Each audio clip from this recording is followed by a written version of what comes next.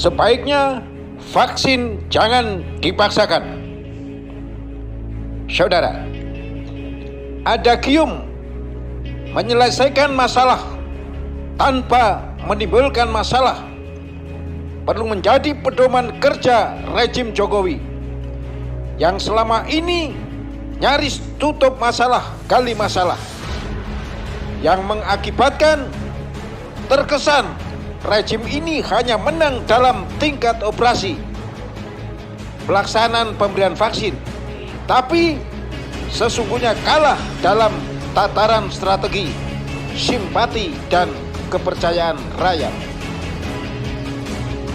Saudara, sejak dulu strategi diakui sebagai tataran tertinggi karena mendasari operasi yang selanjutnya operasi mendasari taktik dan teknik.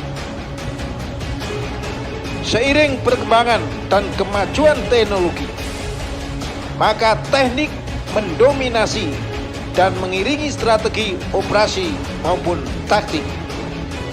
Saudara, sebelum hukum ada dan mengatur peradaban, awalnya adalah berangkat dari hak asasi manusia atau HAM yang dimulai dari individu hingga kelompok yang kini kita kenal dengan suku, bangsa, negara, regional, dan multinasional atau global. Kemudian dengan adanya kesamaan dan persaingan kepentingan antar individu atau kelompok, muncullah gesekan atau konflik individu atau kelompok. Saudara, dalam upaya mencari serta memperoleh kebenaran dan keadilan, lahirlah hukum yang mempunyai sifat mengikat terhadap aturan yang harus dipatuhi, serta sifat memaksa terhadap hal-hal yang dilanggar. Bahkan ada diskresi hukum yang berlaku dalam situasi dan kondisi yang tidak seperti biasanya atau dalam keadaan darurat. Saudara, HAM hingga kini masih tetap dan terus menjadi dasar pertimbangan dalam membuat kebijakan atau keputusan. Meskipun beberapa waktu yang lalu Komnas HAM RI telah merusak citra HAM di Indonesia tentang adanya indikasi konspirasi dengan kepolisian dalam menguatkan pernyataan Polri atas telah terjadi tembak-menembak yang menewaskan 6 laskar FPI pengawal IPHRS di kilometer 50 Jalan Tol Jakarta Cikampek, yang hingga kini masih menjadi borok, bau tidak sedap, dan hutang kebenaran dan kejujuran Polri kepada masyarakat. Saudara, sesungguhnya pengertian vaksin identik dengan imunisasi. Bedanya, imun lebih melekat dan mendalui dalam tubuh manusia, sedangkan vaksin merupakan suplemen atau komplemen dari luar tubuh seseorang yang bisa memperkuat atau kebal jika ada kesesuaian dengan kebutuhan tubuh. Sebaliknya, mengakibatkan kelemahan, kehancuran, atau kerusakan tubuh manakala tidak sesuai dengan keperluan tubuh.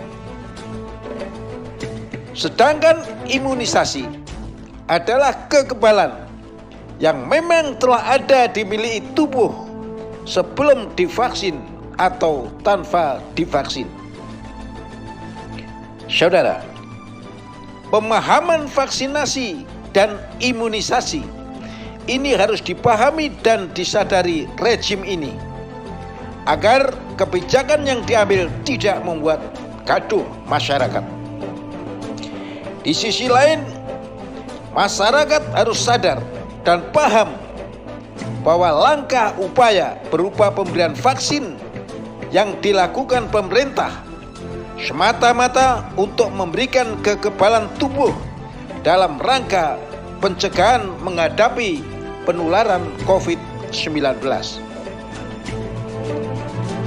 Sebaiknya rejim juga harus paham bahwa banyak orang tanpa divaksin telah memiliki imun diri yang bisa kebal menghadapi COVID, sehingga tidak harus dipaksa dan diintimidasi.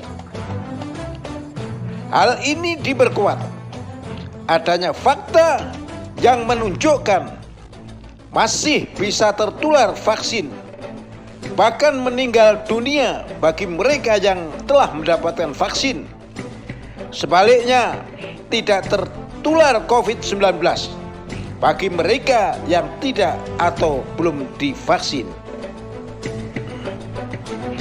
Saudara, kita harus berpikir integral komprehensif, percaya takdir dan ketentuan Allah, kejadian alam, juga percaya adanya ulah perbuatan manusia. Dalam ilmu perang, ada dikenal Psy-War, perang non-militer, termasuk perang biologi, yang bisa seperti pandemi COVID-19 saat ini.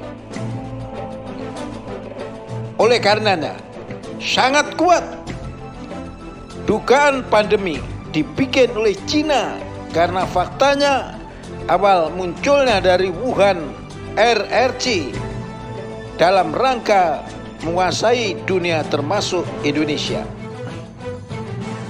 Sayangnya seolah ditutup-tutupi oleh rejim Jokowi hal-hal terkait penguasaan atau penjajahan Cina terhadap Indonesia dalam banyak aspek kehidupan bernegara. Objek-objek vital strategis seperti pelabuhan, bandara, sarana-sarana transportasi, sumber daya alam dan buatan nyaris telah dikuasai dan dikelola Cina. Artinya kita sudah kalah tanpa perang. Saudara, sebenarnya secara strategis kemampuan dan kekuatan kita sudah lumpuh. Namun bisa-bisanya para stakeholder negara ini masih bisa ditolak pinggang dan cengenges-cengenges sambil menginjak-injak rakyatnya dengan cara-cara halus maupun vulgar.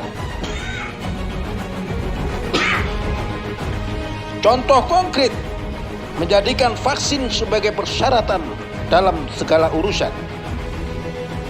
Pemberian vaksin yang dicanangkan rejim ini tidak masalah. Namun yang menjadi masalah ketika rejim memaksakan vaksin ini kepada masyarakat dengan intimidasi. Saudara, rejim harus punya malu dan harga diri terkait beberapa menteri yang koplak, seperti kebijakan dan statement LBP yang mensyaratkan sertifikat vaksin dalam berbagai urusan. Menteri Agama yang terseret kasus pelecehan terhadap Tahun Baru Islam, juga Menteri Kesehatan yang memprediksi masih bertahun-tahun lagi COVID akan berlangsung lama dan panjang. Ini benar-benar sikap dan kebijakan yang kekanak-kanaan. Konyolnya, TNI Polri masih mau diseret-seret untuk membacking program ini. Saya juga nggak paham kenapa TNI Polri maunya terseret dalam kasus ini. Kesimpulannya, sebaiknya pemerintah harus mencabut atau membatalkan kebijakan tentang label vaksin sebagai persyaratan dalam beberapa urusan yang tidak tepat dan tidak bermanfaat, selain menambah beban moral dan tetesan air mata rakyat. Merdeka! Bandung, 14 Agustus 2021, Sugeng Waras.